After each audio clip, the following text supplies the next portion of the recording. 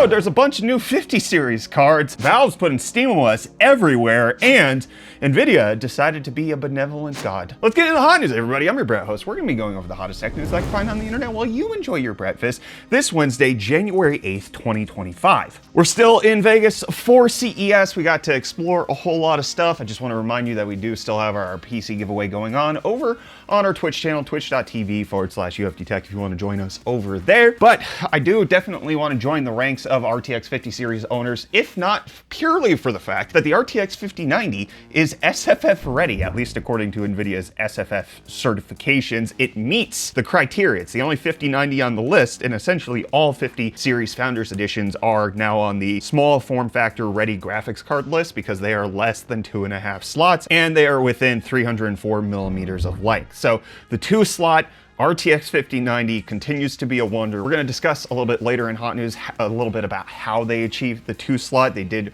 reveal some details, but other third-party companies releasing all of their various accoutrements with their GPUs. They're going to be massive. The third-party cards appear to be 3.5, 4 slots for the 5080 and the 5090. You have companies like Asus announcing an entire new product line of Astral GPUs, which is supposed to be like the high-end version. It's going to have 4 fans, 3 on the bottom, 1 on the back. And they're also additionally going to have a liquid cool version, which is reminiscent of their Matrix card that they had that was limited edition for the 4090, but now should be more of a regular appearance for the 50 series. And then you have MSI, who showed off some of their cards, accidentally being wrong about the specs on the RTX 5080. They oops-a-daisily showed an RTX 5080 box with 24 gigabytes of VRAM. That's not a thing, so it's actually 16 gigabytes of VRAM. The Vanguard Launch Edition is not 24 gigabytes, but they're also announcing that they have a Lightning edition of the RTX 5090, which has a lot of fans. This has 5 fans included, 5 Stormforce fans. I loved the Lightning when I had it for the 1080 Ti. We did a video on that way back when. I think, yeah, like Rikus was in South Africa that we did that one. Anyways, just a little special edition GPU coming out from MSI with a ton of fans. While Nvidia decided to make everything small, compact, and tight, third-party companies are having to expand their cooling portfolio to cool that 575 watt TDP GPU. And I tell you, cooling me, especially when I'm sitting down at my desk, is not an easy task. So I'm missing our chair from the office, which is today's video sponsor. What are you sitting in right now? A stiff, uncomfortable gaming chair? Why don't you give an ergonomic office chair a try, huh? Luckily, Sihu offers the Doro C300 Pro, a comfortable and sleek office chair that is certainly better than whatever you're currently sitting in. Oh, and they're also sponsoring this video. The Sihu Doro C300 Pro is designed to dynamically support you while you sit. Their dynamic lumbar support system adapts to your spine as you readjust yourself in the chair throughout the day, ensuring that your lumbar is always getting the support it needs to promote healthy sitting. Sihu's wide-angle mechanical headrest also follows a similar design. Unlike traditional headrests, you don't have to manually adjust this headrest. Auto-locking mechanisms work to place the headrest in the most optimal position simply by resting your head back. A standout feature for me was the level of adjustability on the armrest. You can adjust these in pretty much any way you can think of. Up, down, front, back, in and out, and even an angular pivot. My goodness. The Sihu Doro C300 Pro itself is super solid and easy to put together. The cloud netting material is both comfortable and functional, being breathable, tear resistant, and stain resistant. The waterfall design of the seat also works to reduce pressure on the lower thighs, maintaining better circulation. If you're someone who spends extended time sitting, do yourself a favor and do it in a chair that is not only comfortable, but better for your body. You check out the Sihu Doro C300 Pro ergonomic office chair via the link in the description below. Thanks to Sihu for sponsoring today's video. Well, while the Sihu office chair can breathe and make sure that my back doesn't get sweaty, we now know some more details about how the RTX 5090 Founders Edition is going to be able to breathe. And part of that is because it's using liquid metal thermal paste on its GPU, which helps to more effectively dissipate the heat. We're starting to see this pop up more and more in various different consumer electronics. Asus has put it in their laptops for quite some time now. You had companies like Sony putting in the PlayStation 5 and the PlayStation 5 Pro, and now you have Nvidia leveraging that for the cooling on their RTX 5090 to make sure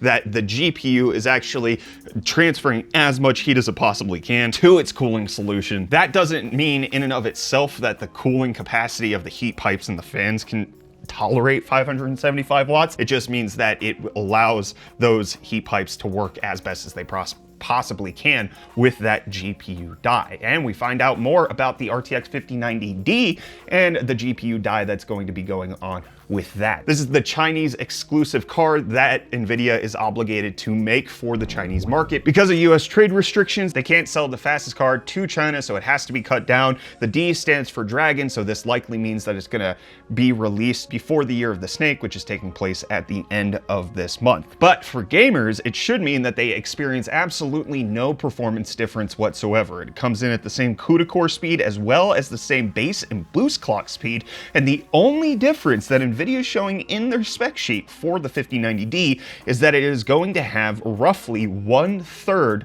less AI performance. It's only going to have 2300 tops versus the 5090, which is 3300 tops. But the 5090D still beats out the 5080, which only has 1800 tops. So it doesn't appear like they're coming in with a 5080D. It's just the 5090D is reducing the AI performance, making it so that it should meet that trade embargo restriction. But gamers over there are going to be able to thoroughly enjoy the raw power that is the 5090, however much that ends up being better than the 4090. And we don't know how good this little device that Nvidia announced. I didn't bring it up in yesterday's episode of Hot News because it was already jam-packed full of stuff, and I was filming during the keynote, so I didn't get to hear everything Jensen was talking about. I just, as soon as the new GPUs came out, that's when I decided to film. But they also unveiled Project Digits, which is a supercomputer that is essentially smaller than a Mac Mini that fits on your desk and has allegedly 1 petaflops of AI compute performance. Now that's FP4, they're measuring that in the way that they want. This is essentially Nvidia's first entry into the PC market, theoretically. 4TB SSD, a 20-core ARM CPU being combined with that Blackwell GPU.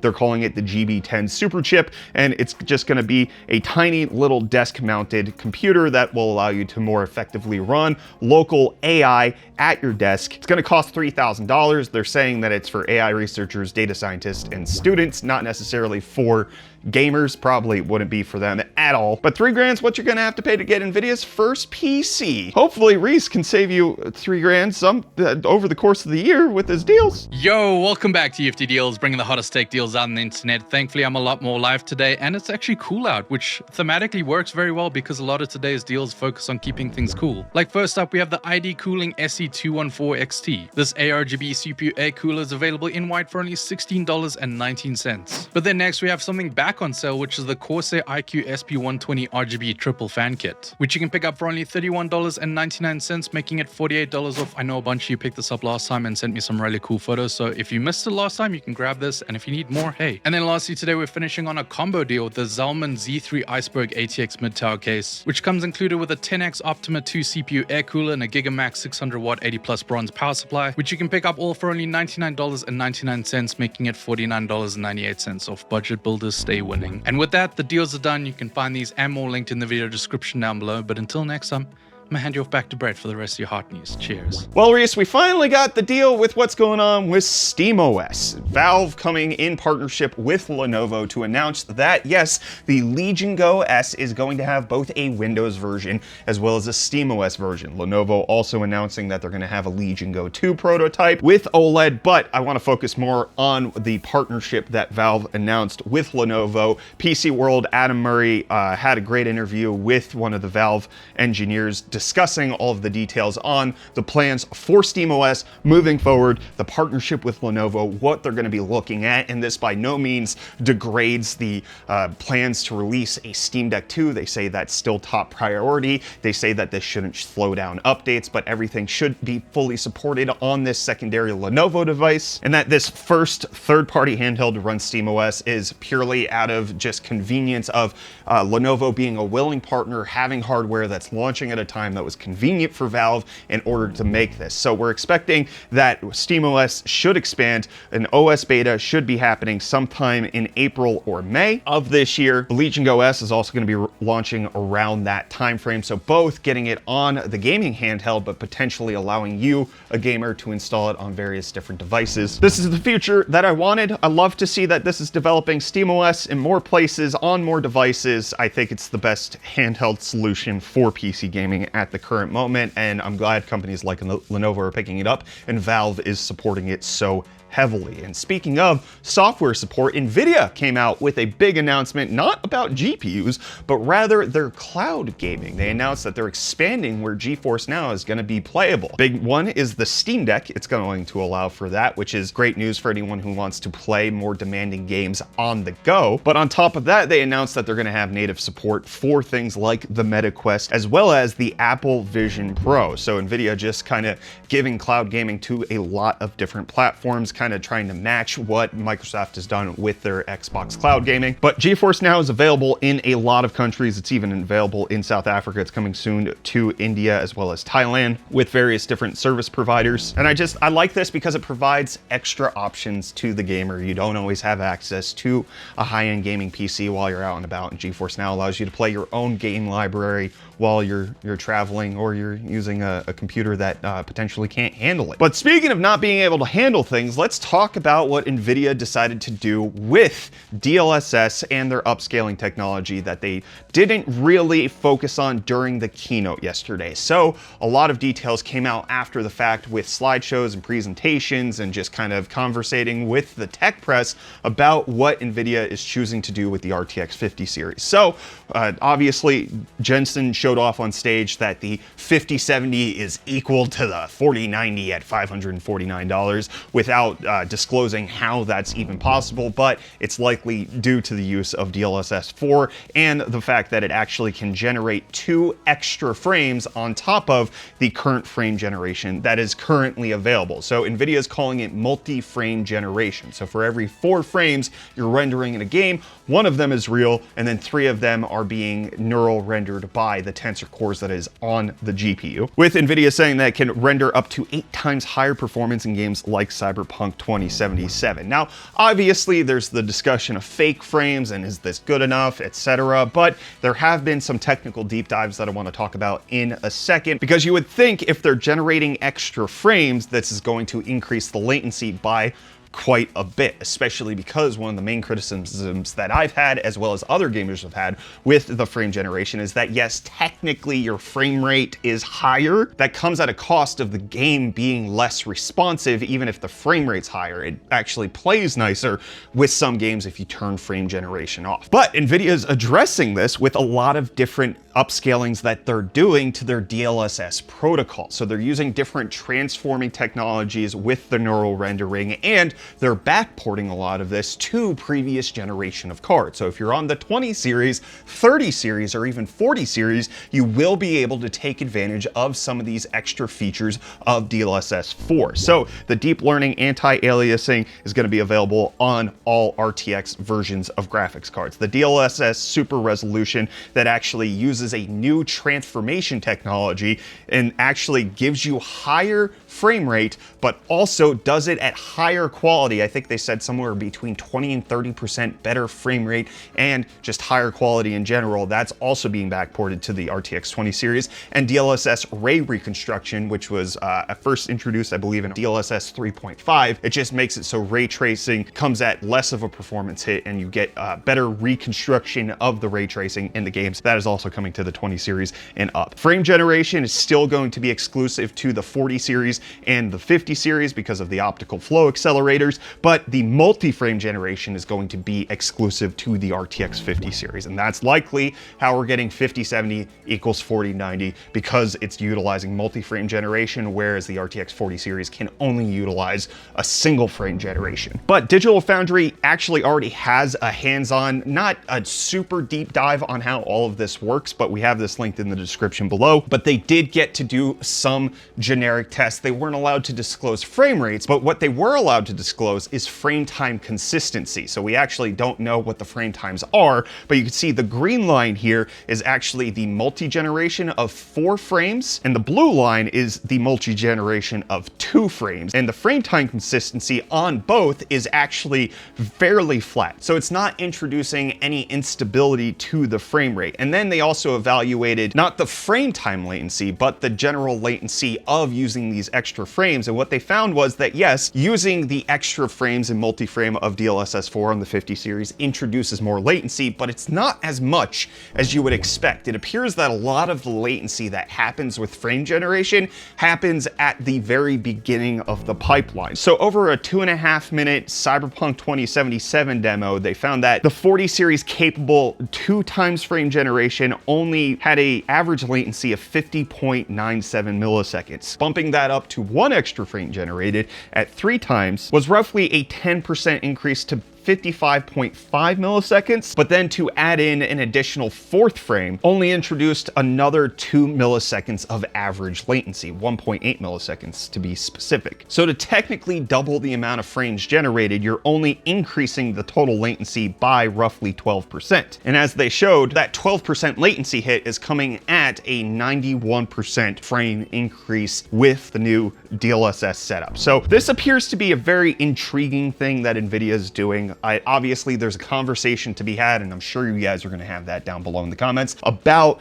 fake frames, the generated frames that are being rendered using the tensor cores and the rasterized frames, which are being utilized with the CUDA cores, how all of that plays out. Obviously, I think at the end of the day, a lot of it comes down to gameplay experience. And one of the things that Digital Foundry also found was that this new method of the transformer in DLSS actually brings higher visual fidelity and less ghosting than the previous generation, and that's coming to all RTX cards. If you're on a 2060, you'll be able to benefit from this just as much as if you get an RTX 5070. So Nvidia giving a lot of new features to a lot of different owners of RTX graphics cards. You don't have to be on the latest to get some of the enhancements that Nvidia is bringing out, such as that higher visual fidelity with DLSS. But I think a lot of this is just going to come down to how does the game actually play. If the tensor generated frames feel worse than the raster generated frames, then people aren't likely to use it. But I think one of the things that is just kind of clear from how Jensen communicated during his keynote is that he views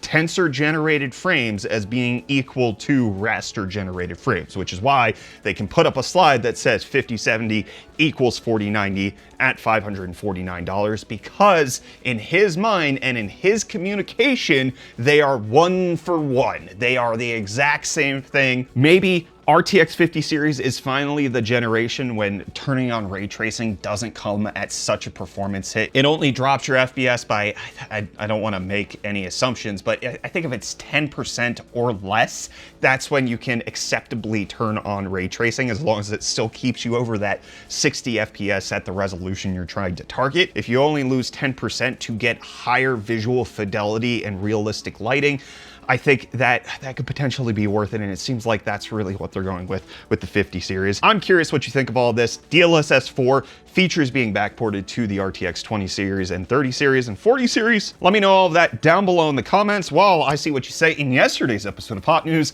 Obviously, just gonna address the giant Brett elephant in the room, which is, yes, our camera died during filming yesterday. Our editor did the best he could with the limited footage that he had, and I think he did a great job of conveying the emotion I was trying to give with the slideshow that he created of me. Just to explain how this technically happened, we had to turn our cameras onto silent mode for filming during a keynote during the day, and I did not turn it back to the audible mode where it lets me know if it stops recording. And the battery didn't die, the SD card didn't run out of space, the camera didn't turn off, it just simply stopped recording, and normally we should have an audio cue that happened, and we didn't this time. And as I'm filming right now, I can see that it's still recording. I didn't get the audio cue, so we're all good this episode. But because of how late Nvidia's keynote was when I needed to get the footage over to Rikus for him to edit it, I just didn't have time to film that back half of Hot News yesterday. So thank you so much for dealing with our crazy stuff that happens. To traveling and trying to do your normal workflow can be quite tricky. So thank you for pardoning our dust. Dre saying someone turned off frame gen halfway through the video. But we got people complimenting Rikus's work, saying, okay, not gonna lie, that slideshow after the camera died was actually brilliant. Good job. The Dreadbug saying somebody killed it with those stills. Yeah, Rikus did a great job. Then we got Zoogie Boogie saying 12 gigabytes on a 128-bit bus for $550. Yeah, no thanks. They're lying about performance too. Fake frames with upscaling isn't encouraging. How about real raster? So here's the thing. I understand where this sentiment is coming from. I definitely get it, and I share that idea, but Jensen's not lying when he says the 5070 is equal to the 4090, because from his worldview and his perspective, raster generated frames and tensor generated frames are 1 for 1. And I think that's just the way he's going to communicate. It's the way he's been communicating for quite some time. This is the vision he casted in 2018 with the RTX 20 series. We're like finally at that point where he's just being like, yeah, tensor cores are now going to be effectively the same thing, deal with it. And so they're not lying, they're just being deceitful, which is it's not quite the same thing, right? Like there's fine print here, there are details, it's not as clear cut as he's making it seem, but it's also not a lie. What's that one episode of Seinfeld? It's not a lie if you believe it. Jerry's trying to pass a lie detector. I know you're too young. I'm talking to Michael. Yeah, no, he's too young. It's fine. This is a millennial thing.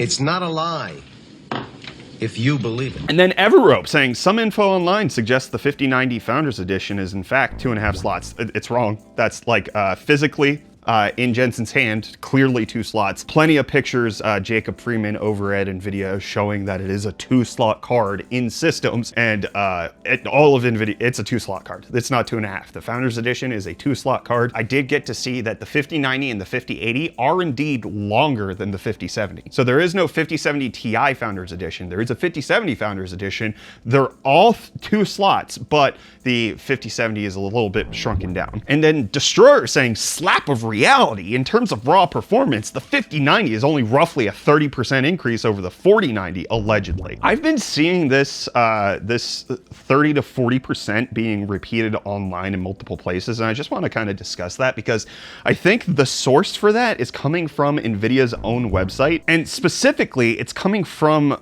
this chart. At least generally that's where I've seen it coming from, and people are quoting this Far Cry 6 thing, which yeah, shows it's about 30 to 40% faster in Far Cry 6. But you'll notice that not a single one of these games or things does not have ray tracing turned on. So it's not 30% faster in raster. I really don't think it's actually going to be that much faster. I think if you turn off ray tracing based on the charts they're providing, I would expect 15 to 20%. That's what I'm expecting from the 4090 to the 5090 in just pure raw raster, no DLSS, no ray tracing turned on. What's the extra frame rate that you're getting? Which means you're paying 25% more for, you know, a 20% uplift. It's not going to be a clear-cut win, but typically, number one, generation on generation upgrades are usually never worth it. The average cadence for PC upgrades should be 5 to 7 years. But there's also the improved RAM amount, the improved RAM speed. You're getting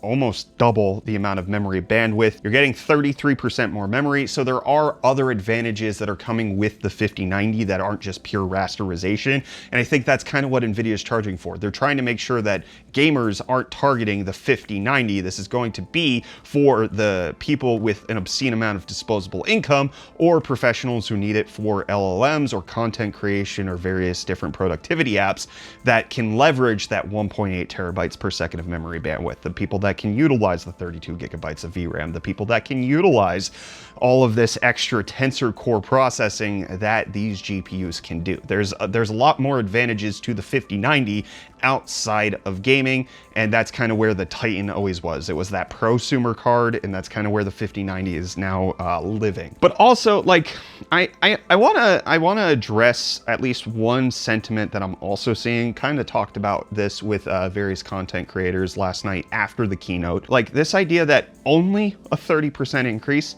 only a 30% increase. I think there has been a lack of respect for how insanely hard it is to engineer silicon to be better. The fact that we have any improvement at all took a ton of man hours. It took a lot of processing power of human brains in order to make this happen. It is not a guarantee that progress happens. It's not a guarantee that the next thing will be better than the previous thing. If the 5090 was only 1% better than the 4090, but it didn't come at a price increase, but it is better, right? Like that's still an engineering challenge that had to be overcome and developed by some of the world's most technically skilled people with lithography, just software programming, firmware development, board placement, like all of the things that go into this, none of this is a given. And so like while there can be disrespect targeted towards the marketing department of these companies, because, you know, there are ways to discuss these things without setting false expectations, like, I also want to put some respect into the fact that, like, this took prowess, this took brain power, this took, like, engineers working their butt off to create something that's never been done before. Every time we get a new GPU generation, like, we assume that progress will happen, but they had to create it, and to create something out of something that there is no roadmap for, it's just, it's admirable, it's respectable. What's not respectable is putting up a slide that says 4090 equals 5070. Like, I just want to put distinctions up there, right? I think there's a nuanced conversation to have here when it comes to the respect to be given towards things like the progress of technological advancement. We can appreciate the efforts of engineers while disappreciating the company's attempts to pull the wool over our eyes on trying to make it seem like the engineers did more than they did. I'm pretty sure I'm gonna get misconstrued with what I said, but I wanted to toss that out there. So hope you enjoyed it. I'll see you back here for more of the hottest tech news tomorrow, hopefully. That was perfect. What is that noise? What was that? They like were super respectful and waited until I was done. Yeah, sounds like a Crohn's patient. It sounds like one of those door stoppers and somebody's flicking it really fast. It's that company we saw. Flick. The movie about the flea man? I thought it was Adam Sandler. Oh, the remote. Click, yeah. Okay. I was talking about the... All right, I'm not going to wait for this to stop. Bye.